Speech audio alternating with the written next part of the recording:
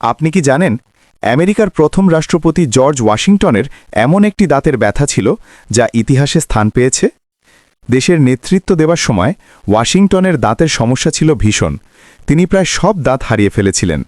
কিন্তু মজার ব্যাপার হলো, তিনি যে ডেন্টারগুলো ব্যবহার করতেন তা কাঠের নয়, বরং হিপ্পোপটেমাসের আইভরি আর সোনার তৈরি। এবং যখনই তিনি ভাষণ দিতেন, মানুষ ভাবত তিনি খুব গম্ভীর দেখাচ্ছেন। কিন্তু সত্যি কথা হলো, তিনি শুধু তার নকল দাঁতগুলো না পড়ে থাকার জন্য জোরে চেপে ধরছিলেন। কল্পনা করুন, আমার প্রিয় আমেরিকানরা বলার সময় জাতির জনক তার জিভ ধরে ধরে দাঁত টিকে রাখার চেষ্টা করছেন। আর এটাই এক কারণ কেন ওয়াশিংটনের প্রতিচ্ছবিতে হাসি দেখা যায় না।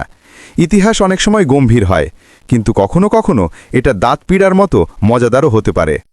আপনি কি জানেন, জর্জ ওয়াশিংটনের সবচেয়ে বড় সমস্যা যুদ্ধ নয়, বরং তার দাঁত ছিল।